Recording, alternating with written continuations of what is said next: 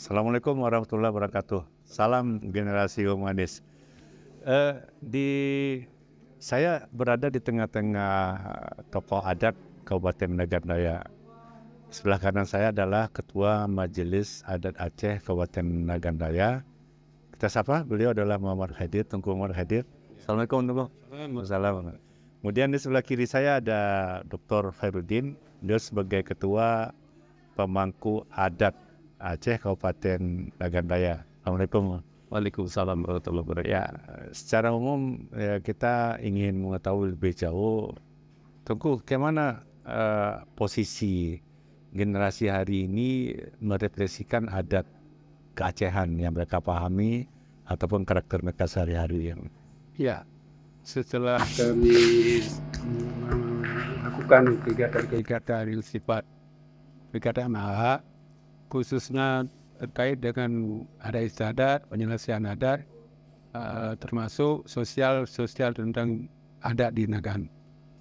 Setelah kami ke desa-desa, yang kami terima sekarang, yang kami himpun, mereka sangat membutuhkan kehadiran kita, supaya mereka tidak terpeleset dari adat dan budaya keaslian.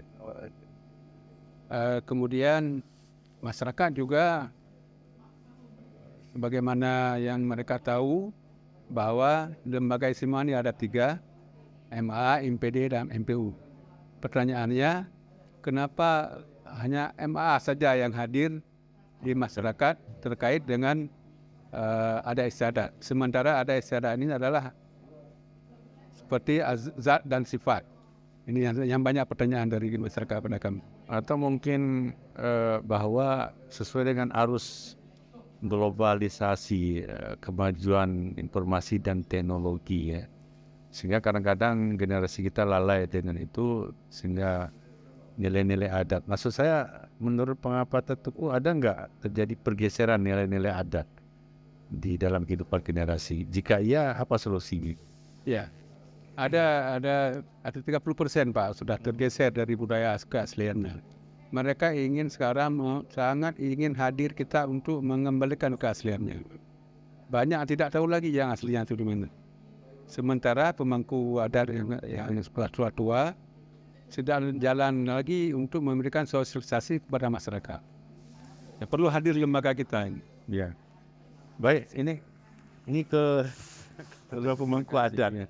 Ini sangat miris kita kalau bila mana bahwa generasi hari ini itu dihujani oleh tradisi-tradisi luar, ya, sehingga mengurus tentang tradisi murni keacehan.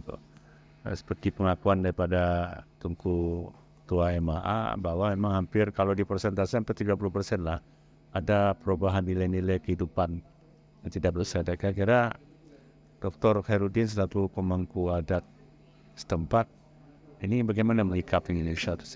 Baik, kita pertama berterima kasih kepada pemerintah pusat lewat Undang-Undang Keistimewaan Aceh nomor 44 tahun 1999. Salah satu entry pointnya adalah pada poin kedua kita diberikan hak keistimewaan dalam bidang pelaksanaan adat istiadat. Salah satu lembaga yang akan melakukan pengawasan, pengkajian dan pembinaan termasuk ikut melestarikan adalah lembaga Majelis Adat Aceh, baik di tingkat kabupaten, kota, dan provinsi. Dalam konteks ini, kami melihat bahwa peradaban ini terus bergeser karena salah satu adalah akibat dari pengaruh global. Tapi prihatinnya kita punya salah satu bahwa Majelis Adat Aceh diberikan kewenangan untuk melakukan pengawasan. Tentu lewat kunjungan yang kita lakukan secara intens dalam rangka melaksanakan tugas peran dan fungsi, kami mendapatkan apresiasi yang begitu baik di tengah-tengah masyarakat, bahwa salah satu nilai yang kami pegang ada 4 hal mendasar dan 3 yang paling penting. 3 yang pertama, bahwa segala yang tumbuh dan berkembang dalam entitas satu budaya masyarakat di daerah, terutama di Kabupaten Nagan Raya, itu harus bersandar pada adatullah yang kita sebut dengan Al-Quranul Karim. Yang kedua adalah bersandar pada adat sunnah yang kita sebut dengan hadis Rasulullah SAW. Yang ketiga disebut dengan adat muhakamah yang kita sebut dengan ijma' dan qiyas. Kenapa ini kita lakukan? Dalam rangka membingkai umat agar jangan sampai terjebak pada cara-cara kehidupan jahiliyah. Oleh karenanya apa yang dimaksudkan dalam satu narip maca, gepage lampu hurung jamun dengan kawat, gepage nangro dengan adat, gepage urung dengan martabat. Konteks ini bisa kita coba kaji relevansi dengan dalil yang ada di Al-Quran dan di hadis Rasulullah, ijma' dan qiyas. Ini mempunyai formula sebenarnya yang cukup baik. Tetapi persoalannya juga menjadi miris saat ini dengan lembaga yang diberikan kewenangan yang begitu sangat besar. Kita menginginkan pemerintah kabupaten dan kota, bahkan pemerintah provinsi menaruh perhatian baik dalam rangka menjaga tamadun Aceh ke depan, bahwa salah satu tamadun amat sangat mulia dengan tidak berlebihan. Tamadun Aceh hari ini adalah salah satu menjadi role model dunia sebenarnya. Oke, tadi ada idiom bahwa gepage urung dengan martabat. Artinya nilai-nilai kemanusiaan itu harus menjadi atensi. Apa selaku ketua pemangku, apa harapan dengan pemerintah? Kami terus melakukan dialog-dialog intens dengan pemerintah. Salah satu adalah berkaitan dengan penguatan karakter.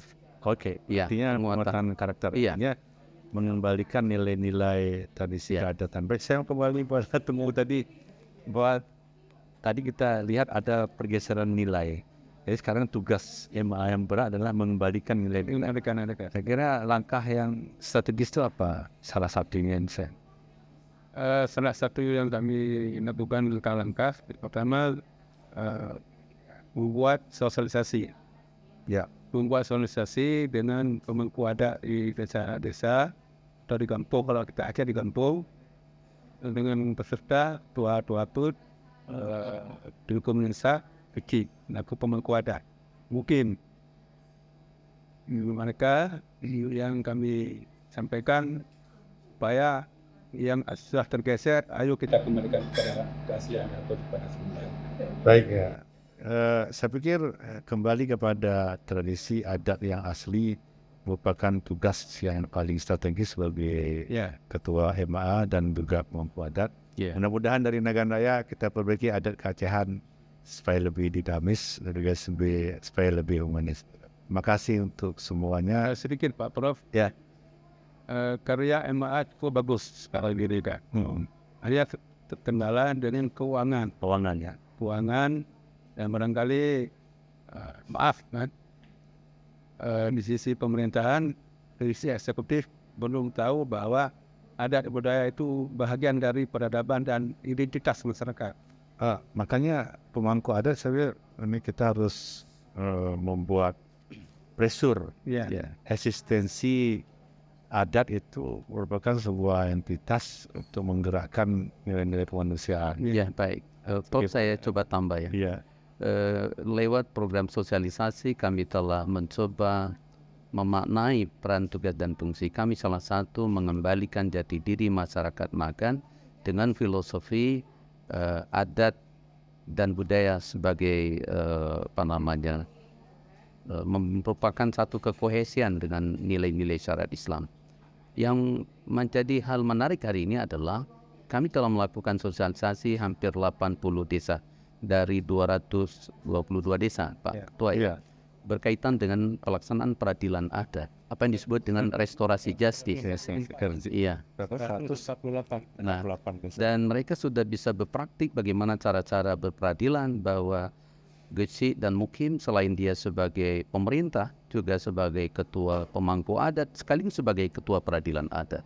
Dalam konteks ini tentu sangat membantu pemerintah dalam rangka mengeliminir, karena banyak kasus yang sifatnya tipiri, tindak pidana ringan yang bisa diselesaikan oleh adat. Dan apabila kedamaian Aceh ini kita jaga dengan baik, tentu tidak tutup kemungkinan akan menjadi role model pendamaian untuk belahan dunia yang lain barangkali. Dan menarik, setelah saya pelajari ternyata tamadun Aceh sangat luar biasa, bukan hanya dalam narip maja yang dirangkai sedemikian rupa, tapi narip maja yang sangat kontekstual dengan keadaban saat ini. Menurut saya begitu. Ya baik, artinya eksistensi adat keacehan itu akan melahirkan peradaban yang Sangat luar manis, biasa, yang modern sangat dan humanis. manis sebenarnya. Iya, iya. Tinggal lagi bagaimana kita mengemas ya. Iya, mengemasnya. Dan kita berharap juga negara harus memiliki atensi dalam hal ini pemerintah kabupaten untuk menjalankan amanat undang-undang secara maksimum tentang bagaimana menghidupkan Ya. lembaga keseluruhan. Ya. Terima kasih Ketua dan Pemangku. Iya. Ya, salam Indonesia. Assalamualaikum warahmatullahi wabarakatuh. Waalaikumsalam.